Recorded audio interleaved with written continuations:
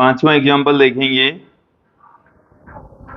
कि एक बंद लूप दो स्थिर रखे गए स्थायी चुंबकों के उत्तरी तथा दक्षिणी ध्रुवों के बीच चुंबकीय क्षेत्र में स्थिर रखा गया है।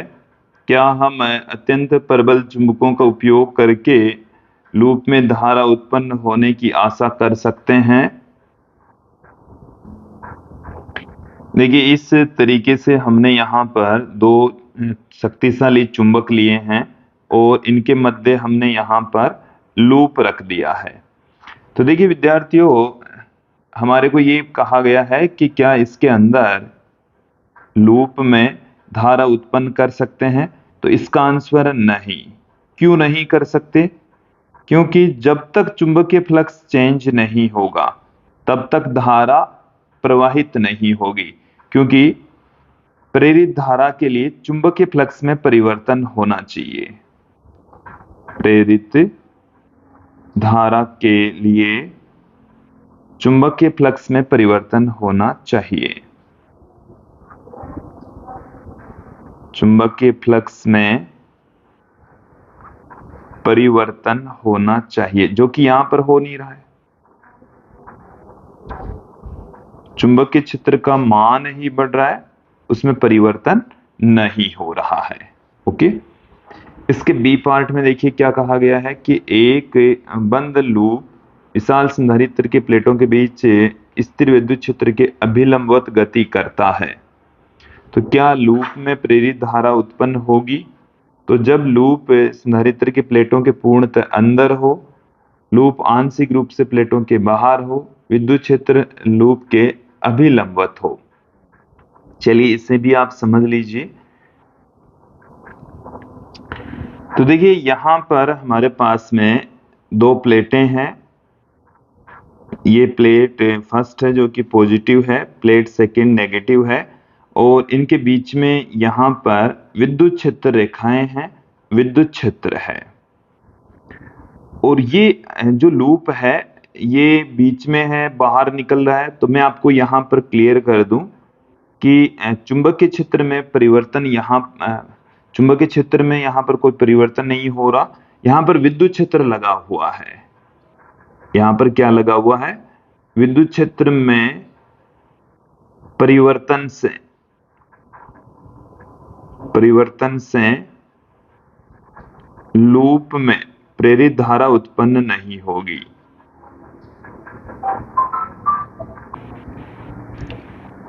विद्युत क्षेत्र में परिवर्तन से लूप में प्रेरित धारा उत्पन्न नहीं होती है, उत्पन्न नहीं होती है।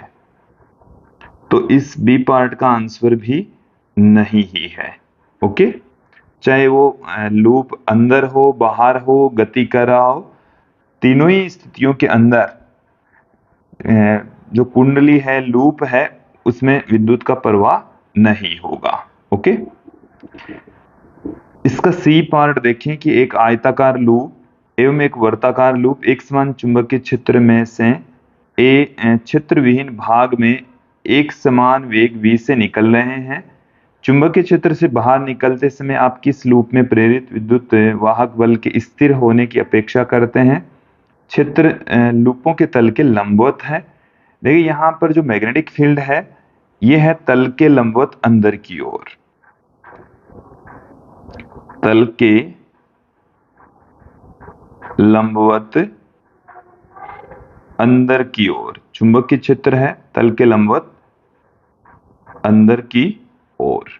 ओके, और ये जो लूप है वो इस चुंबकीय क्षेत्र से बाहर निकल रहा है।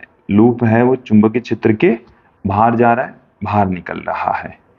अब देखिए यहां से क्षेत्रफल में आयताकार जो लूप है उसके क्षेत्रफल में एक समान रूप से परिवर्तन होता है। आयताकार लूप के चुंबकीय क्षेत्र से बाहर निकलने पर, चुंबकीय क्षेत्र से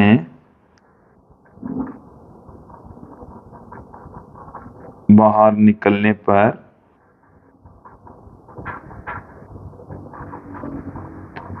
एक समान रूप से परिवर्तन होता है,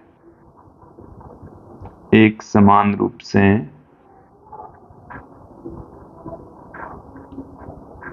परिवर्तन होता है, एक समान रूप से परिवर्तन होता है। इसलिए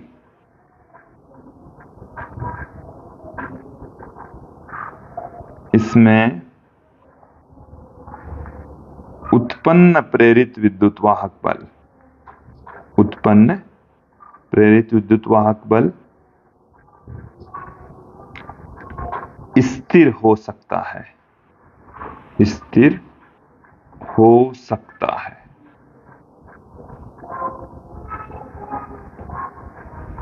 जबकि वर्ताकार लूप का क्षेत्रफल चेंज होता है, क्षेत्रफल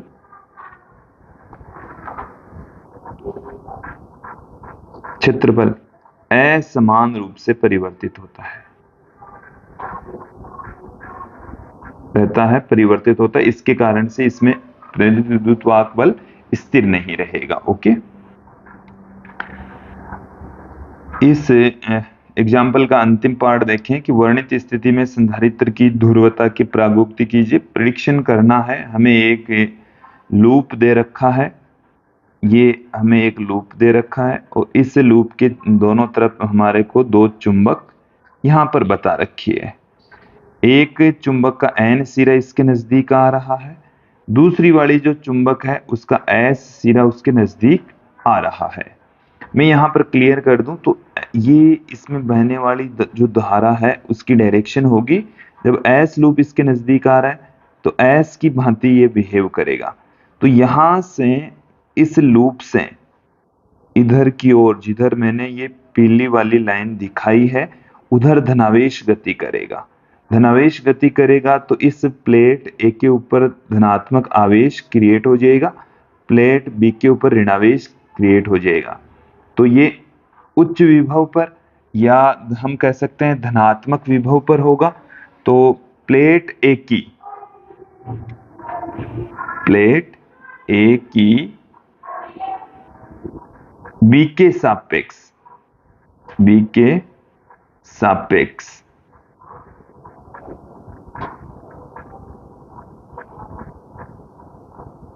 ध्रुवता धनात्मक होगी।